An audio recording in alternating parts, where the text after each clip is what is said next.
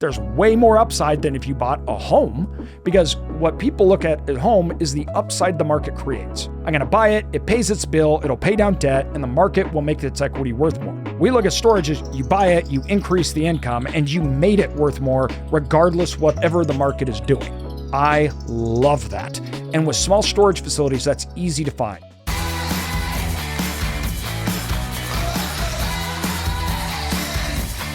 What's up, everybody? Today we are talking about a very hot topic that can be confusing to a lot of people and make them even wonder, should I be doing this or not? And that is simply, should I be investing in small storage facilities? And how profitable are these things? So we wanted to have a conversation about looking at going out and buying a small storage facility for, a couple $100,000 or whatnot. Is that really a profitable venture? What makes it profitable? What makes it not? What are the risks? But when it comes down to it, how much money do these things really make? And so I got back with me today. George, how you doing, buddy? Good, man. I'm excited to be here. Excited to talk about this. In town, in person. So that's good. Yeah, flew all the way here just for this. That's right. Yeah, I think today's an exciting topic and something that people put a lot of thought into, because you're making these investments and it's like, do I start small? Do I go big? What makes the most sense for me to do? And so something I think first off really quick with that is like, before it's even like, what can this cash flow is, why are you investing in the first place? Like, why are you looking at storage facilities versus rental property versus all these other things? Like we talk to people all the time about, it's not about buying storage, it's about building wealth. And so can you tie that into, no matter what size you're doing, how does that tie into your overall mindset for what you're trying to do with your wealth? Exactly.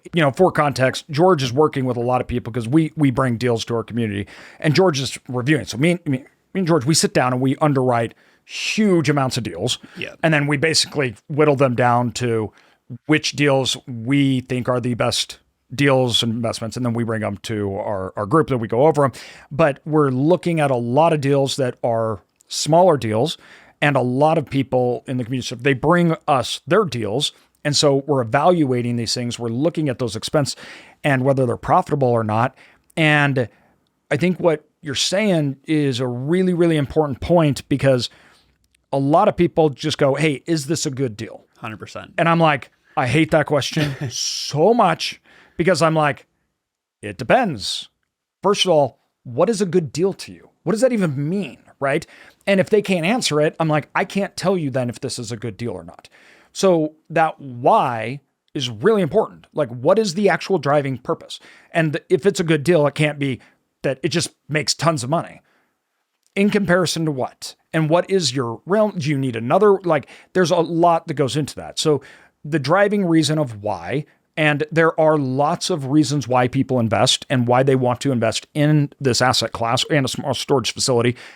It's obviously money is the function, the component, but that isn't the driving reason why. Some people want to build an empire. Some people want to simply just cover a certain amount of their income because they want their wife to be able to stay home with the kids, and she's working now and they got 2 jobs. Other people are like, I need tax breaks. There's all of these reasons why that make different deals good for different people. So the underlying premise that we're obviously looking at, though, is it profitable?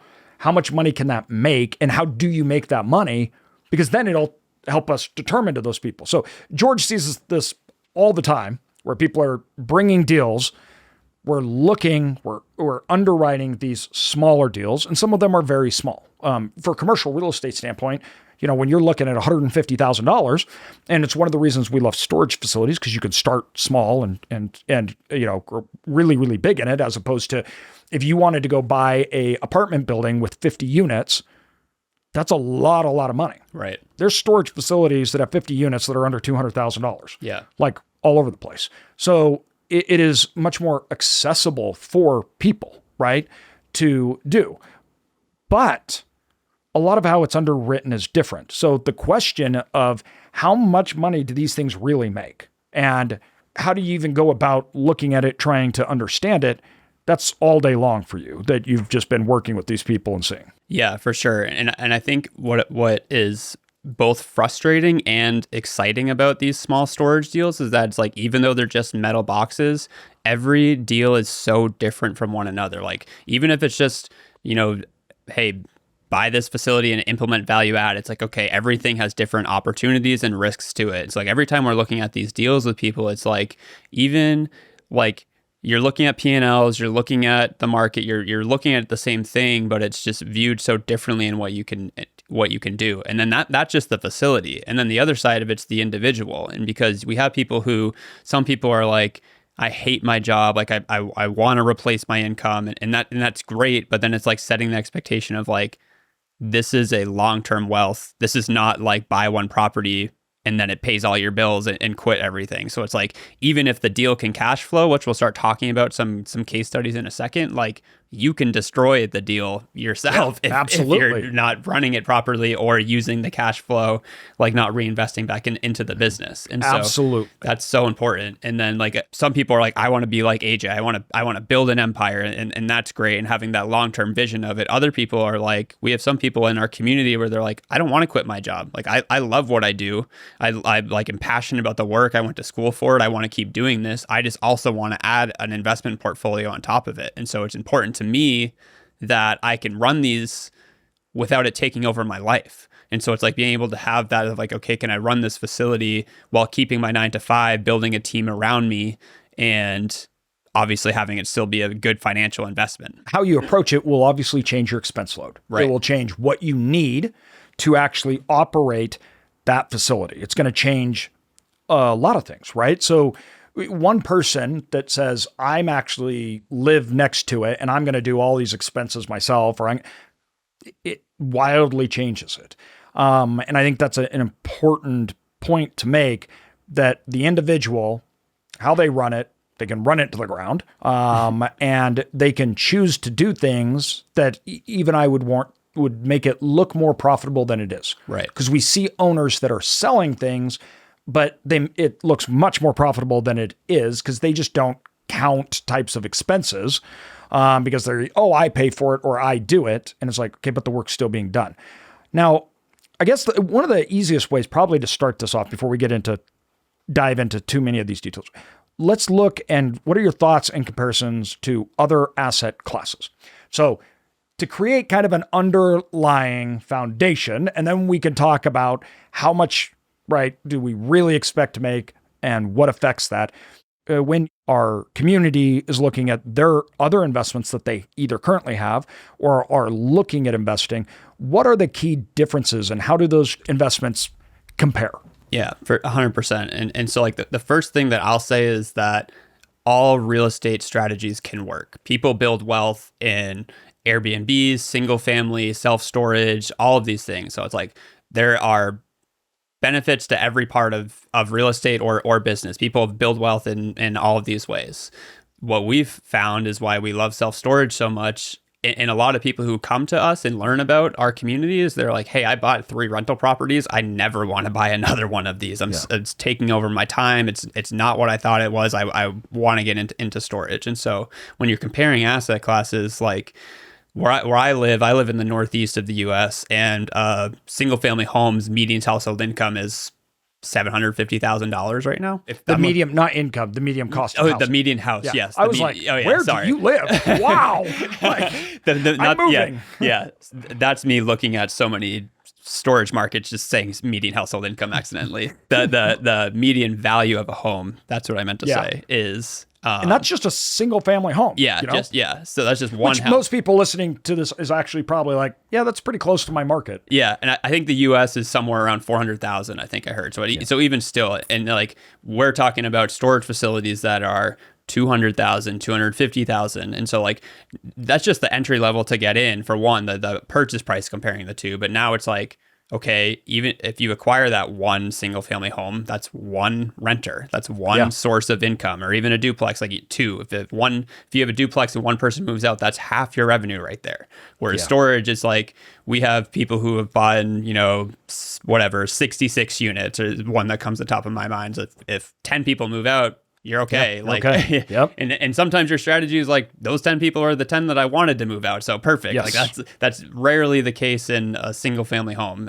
Yeah. So those are some huge things right out the gate. And then obviously the operation side as well too. I think there's only so many things you can do with a rental property where you can renovate it, you can make it look nice, you can, look at other comps to see what your ARV will be after and everything. But then at the end of the day, it's someone renting it, and you can do, generally it's annual rent increases and that's it. Whereas with storage, there's month to month, other ways of bringing in revenue. You have your tenant insurance. You can, do all of this with mostly on the operational side, not having to go through and do these massive renovations that it takes in a single family home.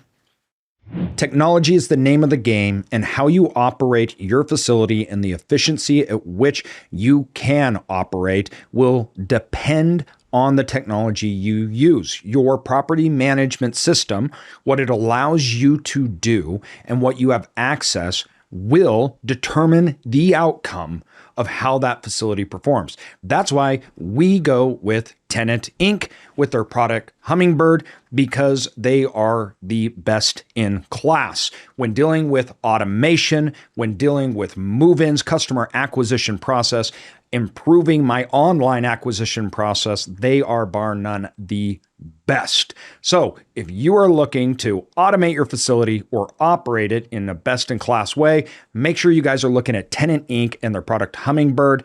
The link is in the description. And two, this goes back down to the individual, because like for me, I can't kick out a mother. Oh yeah. And I've talked about this openly, right? I don't think that somebody not paying their bills shouldn't be evicted. I'm not saying that's bad, anything else. I'm saying if I had to do it, I knew that I would probably get used. Right. Like I knew people would probably use me because they would appeal to my emotional side. And, this is, I guess it's sexist, but if it was some dude, I'd be like, I don't care, get out. But if it's a single mom with kids, she's lying to me. I don't even care. I'm going to fold. Yeah. Right. That alone, I had to be self-aware enough to say, I shouldn't be doing this, because the person that is buying it, they should be doing that. Right. They need to uphold the rules. You need to improve that asset. You need to have those options, right? So it has nothing to do with the business model. It's me. So for me, there was a few of those things. Also, for me, I wanted to be able to be actively engaged in improving the revenue. And the way that you did that in multifamily was so capital intensive. And I didn't know really anything about building, remodeling. I didn't know that. So I didn't know how to value a value add. I didn't even understand the CapEx, right? So then storage, well, there's nobody living in it. I have no problem kicking somebody out that's not paying and selling their junk. To store their stuff. That doesn't bother me in the least. Pay your bills or you need to leave, right? No qualms with that.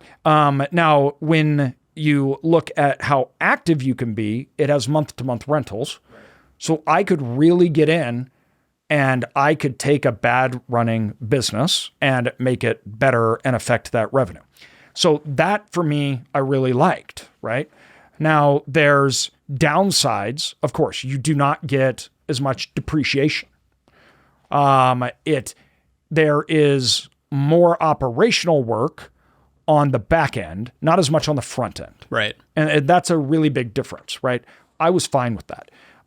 But storage moves faster. There's more going on. If we have a facility that has 600 units, right? It's every day. Every day we're marketing, we're spending ad spend, we're getting people in, we're doing revenue management. Month to month, it's changing all the time. But day to day it changes. And the work that goes into it is more active in that way. I like that though, because of the type of work. I'm not toilets, no problems, but it meant that I could do something with it. There's a learning curve though behind that then. All right. I have to understand the business of storage. Right. Whereas I think a lot of times with multifamily or others, there's not much of a learning curve because we've all rented. We all know it. Now, also, when you look at other types like commercial, where there's triple net leases, things, it makes more unknown. There's less certainty. Right. Because things change. So some people, they don't like that. And I think that when you look at a lot of asset classes, in general, what we tend to see and find is that storage has larger profit margins, much larger. Right. But I think a lot of people would say, yeah, but there's more fluctuation, which is true. Is that a fair comparison? Yeah, I think so. The benefit and curse of storage is the feedback loops. And so like you're able to see very quickly, like, is what I'm doing working? Are my rental increases? Are they forcing people to move out? Or, like how are my Google ratings? How am I looking on my online presence? How are my ads doing? Like these are things that like you don't think about ads with a single family home. It's a whole different situation. Yeah. And then with triple net, it's not like, your goal there is to get someone to move in and they stay there for 20 years and then you don't have to think about it. And that's great too. Again, it's that's a great model. They can all work. But with storage, it's like, we were just talking about this before, of more and more entrepreneurs in other industries are getting into storage because one, they just hear about it and they want to get it as part of their portfolio, but there's a lot of transferable experience there too. Yes. Of like, hey, if I can do well in this business, I just feel like there's more levers you can pull with self-storage. Yeah. And that's good for hedge and risk. Right. Because what a lot of people saw as risky, I was like, no, actually this is way less risky because I can control it. Meaning that, all right, if 1 month we have, more vacancy, well, we can jump in to do all our marketing, things like that, pull people in. We can give discounted pricing. We can do revenue management, which means we can change rates on one side, discount another, and we can do it quickly, immediately. Inflation's a perfect example of this. If you're locked up in a 5-year contract at 3% increase, of course, you can probably put things that have to reset to, inflation rate. But at the end of the day, you just can't go jack up rates without there being consequences. Right. And sometimes you can't at all. And so with storage, inflation's rising, our costs are going up. It's immediate. Immediate. So it tends to be a good hedge against inflation. That makes me actually feel safer. Yeah. So the contract that protects people or makes people feel safe on one side, actually, to me, I find restrictive and dangerous. And so it's a different way of thinking. Yeah. We're comparing storage right now to longer term rentals. And so, triple net can be years, or single family is generally annual. And on the other side of it, it's like, okay, now you're comparing it to hotels and Airbnbs. And like now you have monthly with storage compared to single nights. Day to day. Yeah. And so like, the argument there would be like, well, I can do all this flexibility and creativeness on my short-term rentals or my hotels, but how I look at it there and comparing the two is that, who is your customer now? Because if you're dealing with an Airbnb customer, and again, there can be great margins in Airbnb, you can make a ton of money. If I'm renting an Airbnb or if someone else is, like, they're in their most entitled mindset. If something goes wrong, they're texting you right away. Like they need to, they want things fixed. They're going to like threaten you with negative reviews. Yeah. So it's like you can have a third party manager and you can be independently removed from it, but still there's risk if the operations go wrong. Yes. Whereas with storage, it's like, the customer there is like, I just want to get my stuff. I hope no one comes and talks to me. Yeah. I just want to leave. Yeah. I don't expect you to come do all these things. Yeah. You're holding my stuff. Yeah. So, and two, there is a predictable cash flow. Right. Because we know at the end of the day, the average customer stays 14 months. All right. Well, then a segment of the population may leave within a 2-3 month period of time, but there's still more predictable cash flow. I have a friend, a guy I really look up to here, that he owns and operates hotels. And he's like, I don't know how much money I'm making till 1 o'clock in the morning. Right. Like every single day. That's very, very different. And that's the thing that I love about storage is it's kind of a blend of the two worlds. And two, like you said, people are less fickle. Right. It is a service, but it's not for vacation. It's not people. The expectations are lower. It's a simplified service. And that can be very beneficial when starting out in real estate. Right. I think if you're trying to start out and you're trying to buy a small hotel, once again, you're probably not spending a couple $100,000. Right. So then you're doing an Airbnb. And even at that, Airbnbs, you still have the same problem, limited doors.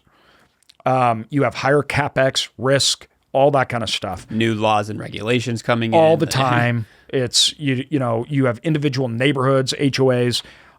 So on one hand, the profitability, people look at it, it may be less predictable than long-term contracts, but it's more predictable than the other assets that are overnight. And a lot of the predictability is not only due to contracts, but it's the actual customers, like you mentioned. Right.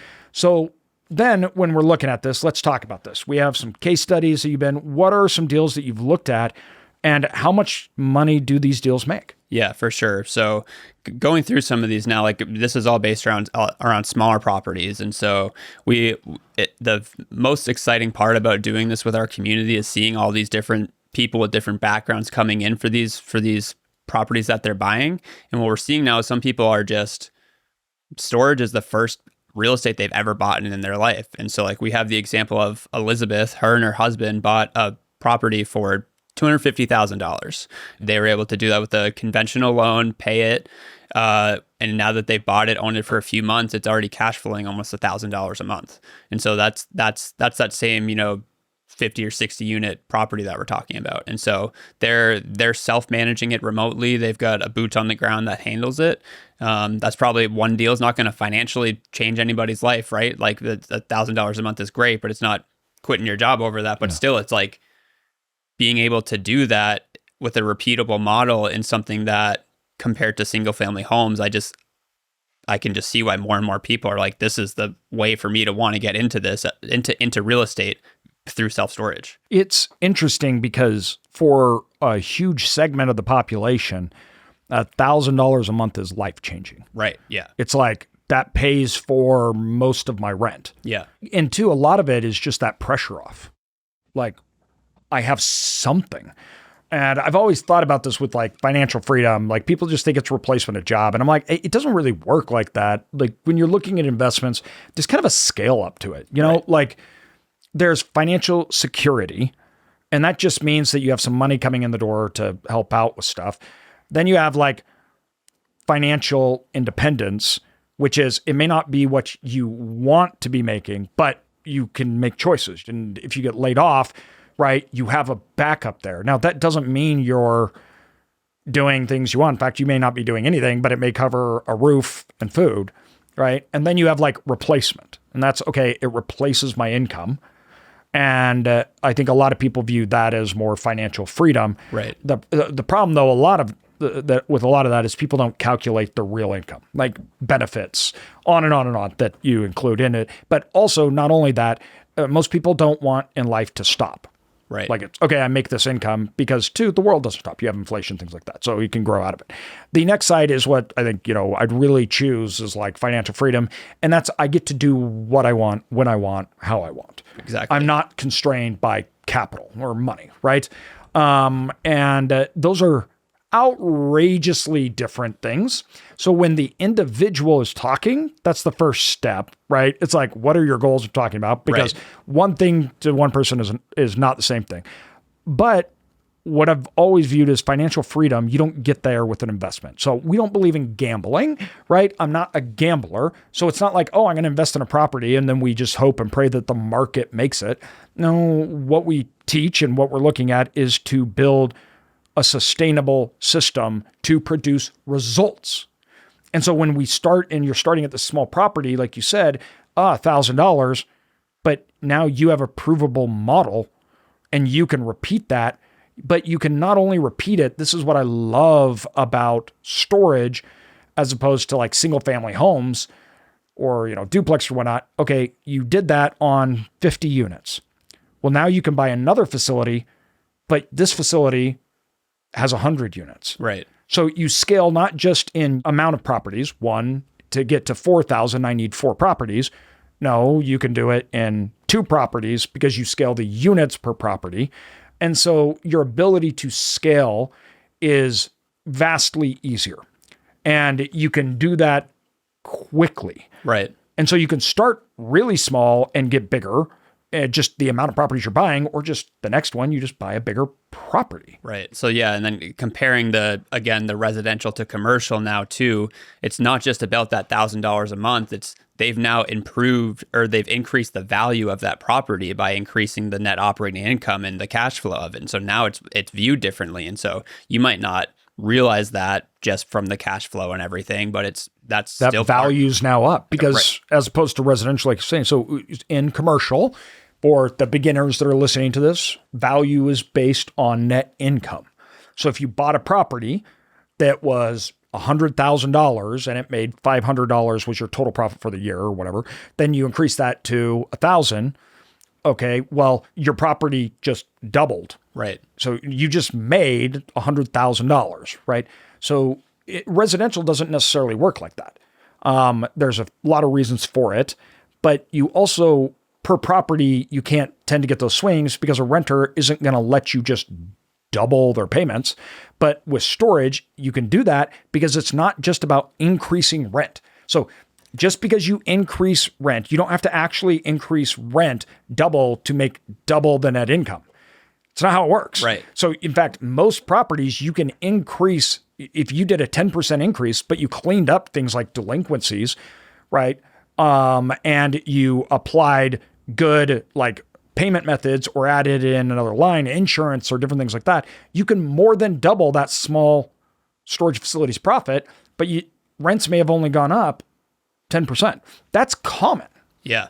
And that's like one of the, again, going back to the levers that you can pull that make storage so fun. And so another member in our community, to bring up another example, Jody and Darren, they came in with their 3 properties, and I got on a call with Jody, and she's like, George, she's like, we have a third-party manager, and I feel like we can just run it better than them. And I'm like, great, like let's talk through it, let's see what we can do here. And so they started taking over the operations themselves, and they were able to increase the revenue, get their expenses more under control, and now it's a $350,000 value increase based off the adjustments they made in the net operating income. And that's again with saving money while doing it. Now they don't have to pay a third party manager. Yeah, exactly. And so it's just like, and they're doing that. They both work full time. So it's like they're doing it with just a few hours a week of time. And so I think that's just amazing to see that it's like being able to do those incremental changes that aren't like, you don't have to have a PhD to figure these things out. These aren't software companies or, crazy things like that. It's just storage for people's stuff,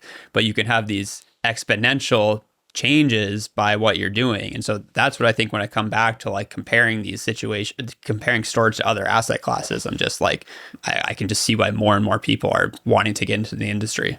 Now, touch on this, everybody, particularly beginners. Value in commercial real estate is traded off what we call a cap rate. Right. To make it simple, a cap rate is basically a percentage of return if you paid for it in cash, no debt included. $1 million, it makes 100,000. That's a 10 cap.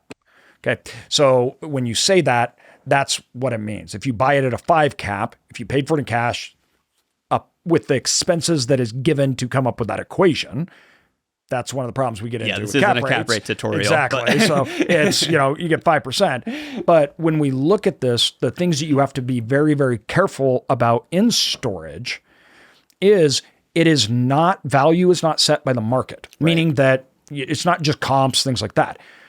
So what that means is you got to make sure what you're getting is correct. That expenses that we're talking about, like you have people that are selling a storage facility for $500,000 and they have a 10% expense load, and you're like, you have a 20%, let's say, profit margin after everything's done, but your real expense load is 20%, but they don't include all sorts of things. You're looking at their trailing, 24-month period, and they're like, oh, no capital improvements. And even though it obviously needs it, but they're just not doing it to make their income look better. Right. Then you also have things where the guy's working basically full time, but he's like, yeah, but I just get paid from profits. And you go, okay, but then who's going to do that? Right. So now I have to work a full-time job for free in order to get that. That's not logical. That's not how that works. And then they go, oh, I don't do any marketing. All of a sudden your real true expense load may be a lot higher.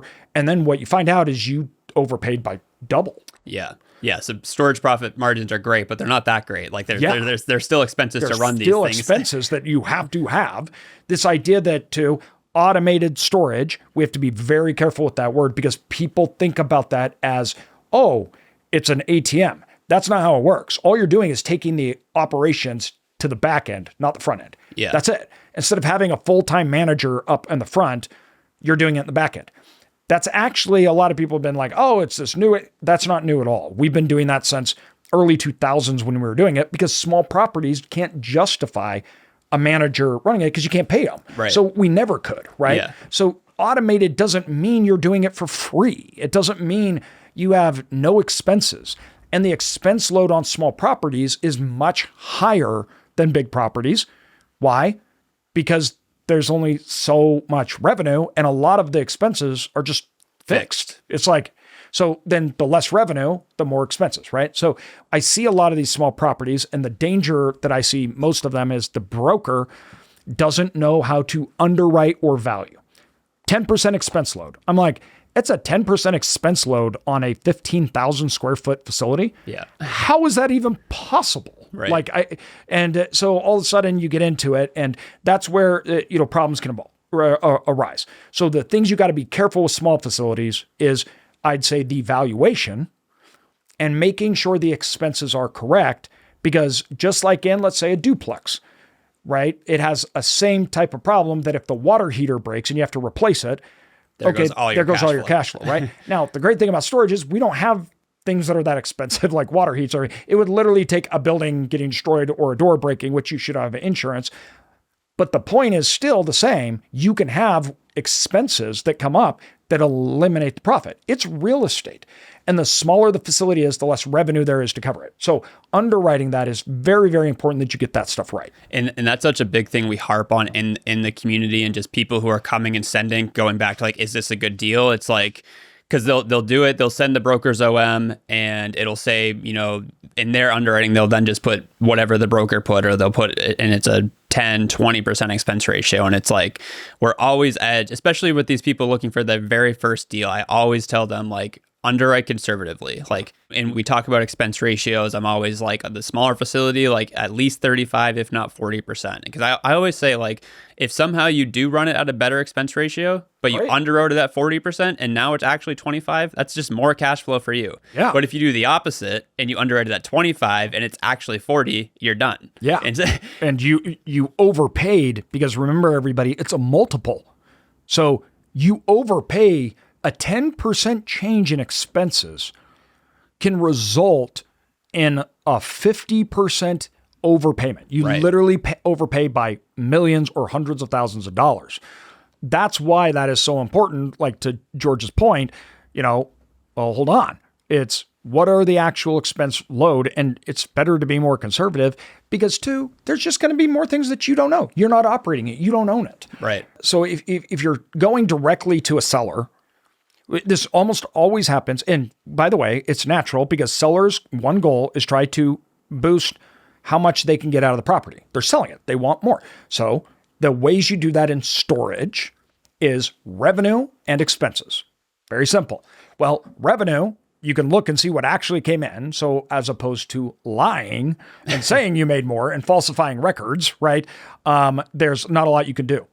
Expenses are much more fudgeable. Right. And so that's where most of the time we see on small facilities underestimating the expenses, or just flat out, once again, justifying not putting in real expenses for whatever reasons the owners or brokers are doing it. Right. And sometimes it might not even be like intentionally fudging it. It's like this owner's owned it for 30 years and they're just like, this is how I've run it.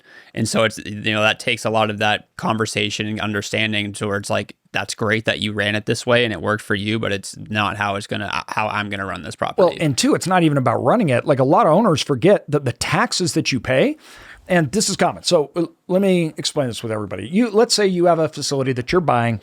That facility is $500,000 and it's a 5 cap. Right. So that means it makes $25,000 a year. So out of that $25,000 a year, the seller's selling it. Here are my expenses. Let's say it's even a good expense load. It's like 35%. But the taxes on it are what the owner is paying. Well, that's irrelevant because when you buy it, you have to pay the taxes that are. And so all of a sudden you realize, yeah, he built this 30 years ago for $50,000. Right. And the taxes have never adjusted. And then you're going to spend $500,000 and your taxes are going to triple. All of a sudden now your taxes going up eliminated the entire profit of the facility. You can't change that. There's nothing you can do. You don't buy and you don't pay for net profit under them. You do it under you. Right. And if those numbers don't work for them, you shouldn't be buying it. So that is the biggest struggle I think that people will have. Now, I got to be careful with this because there's also some things that I see people go the other direction, meaning they go, oh, well, I want it to be paved. And you go, okay, that's fine that you want those things, but the current income doesn't have those things to justify. So you just can't make up stuff Right. to get that revenue. I look at it very simply like this. The revenue that is being achieved that you're paying for, what are the expenses that take to get that revenue? So when you buy it, to get that revenue, what are the actual expenses? Not things you want. Well, I've got to increase ad spend to get higher occupancy. Everything. That's your deal. Right. That's your deal. But what is actually needed to get that?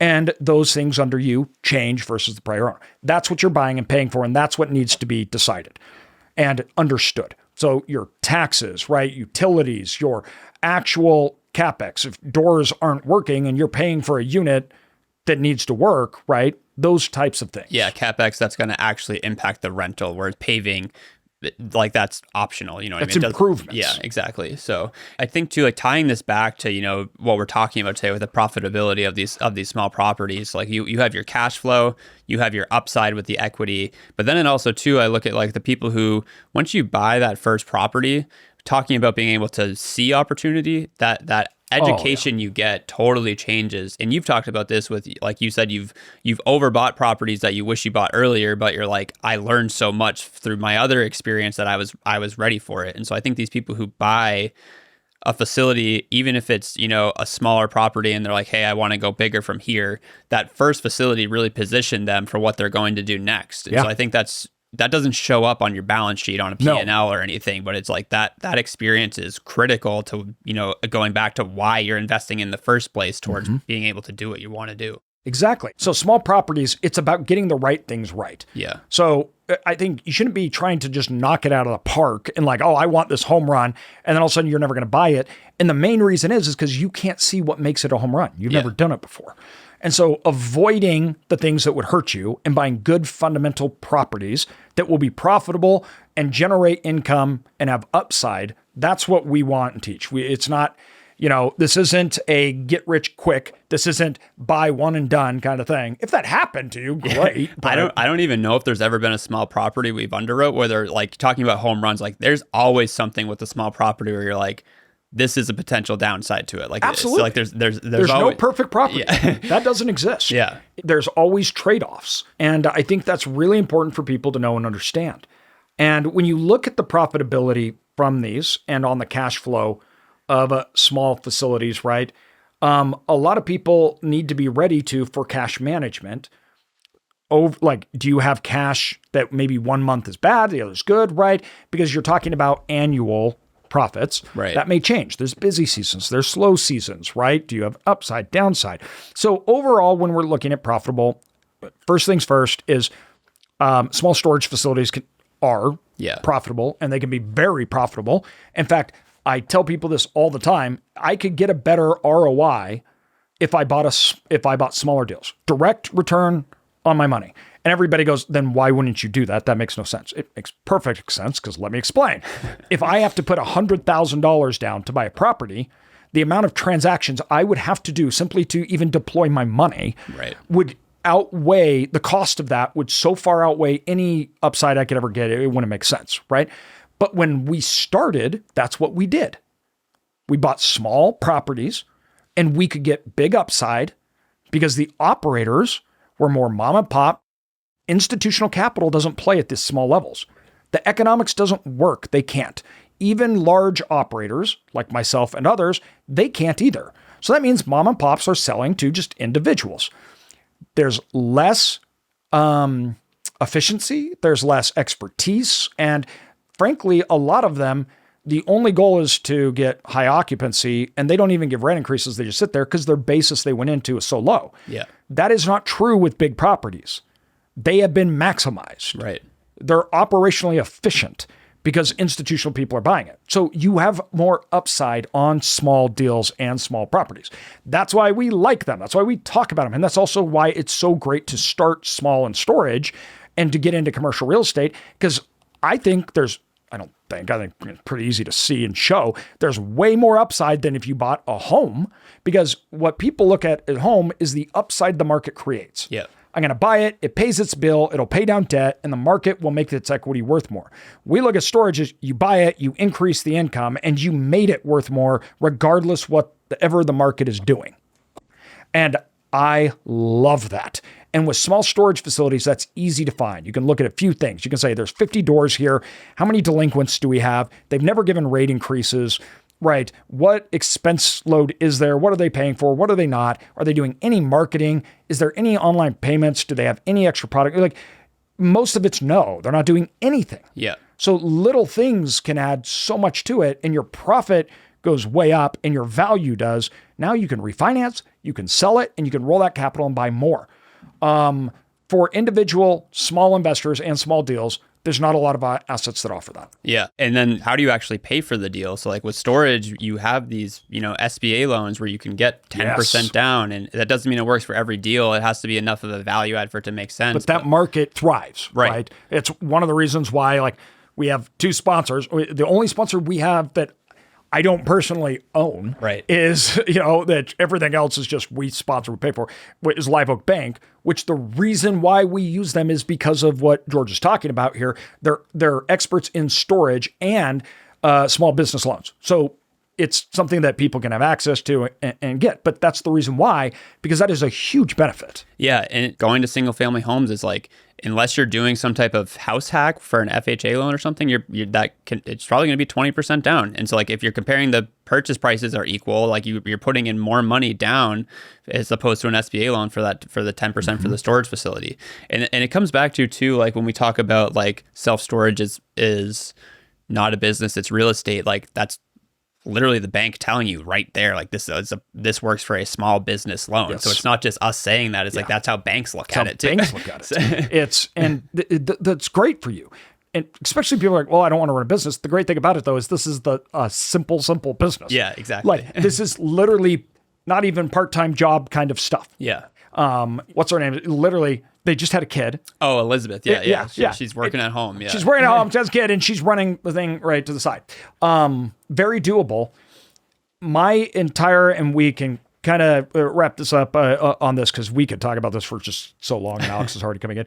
But I think when I look, you guys got to remember my entire business model when we started. That was make people pay their bills, actually let people know that we were there. I mean, that's it. I'm not saying that we did anything crazy. And then what was the last one? What is the third one? Answer the phone. Answer the phone. Yeah. Answer the phone. So simple, we can't remember. Can't even remember it. It's so simple. And literally that was it. And there are markets and assets all over the United States that model right there is very, very profitable. And still working and still people doing it. Which is pretty incredible. Yeah. And so these small facilities, you have cash flow, you have profit margins, they have disproportionate upside in comparison to other asset classes without having the downside, meaning that there isn't just embedded risk to get that upside, where other assets, it's massive capital expenditures. It is, you change the nature of it.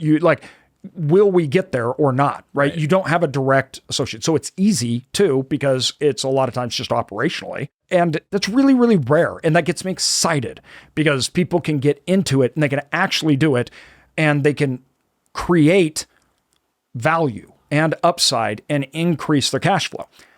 I just don't think there's another asset class like it. I just don't think it exists. I think when I think about, self-storage income and the podcast and the industry, it's our hope is that like storage can be a relief for people. Like I can stop looking for all these other like get rich quick schemes and like just like, oh my God, I need to get out of what I'm doing, and storage can be like, oh, like this, I can see other people doing this and it's working.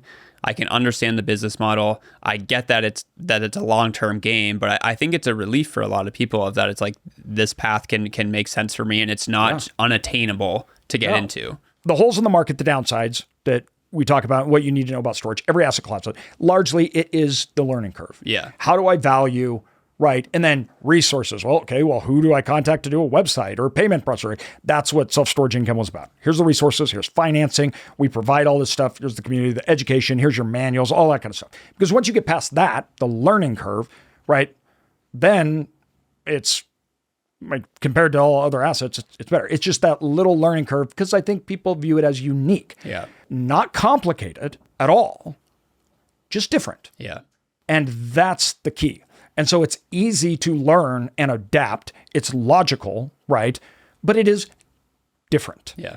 And so that's where we're going to leave it off because we could just talk about this nonstop. Where can people go to learn about the community, George? Yeah, they should go to selfstorageincome.com and they can find out there to connect with our team. And yeah, we love the podcast. We love all the free content that you guys consume and hope that's helpful for you. But if you're looking to take the next step and, want more connection with me and AJ and the team, book a call with our team. We can talk about you and your goals, and love to have you part of the community. Another thing also, the YouTube. For our listeners, you can go to YouTube, but also people on YouTube. We actually outline some case studies, which are just YouTube videos, which actually go through directly all the numbers so you can see. Kind of hard to do on a podcast.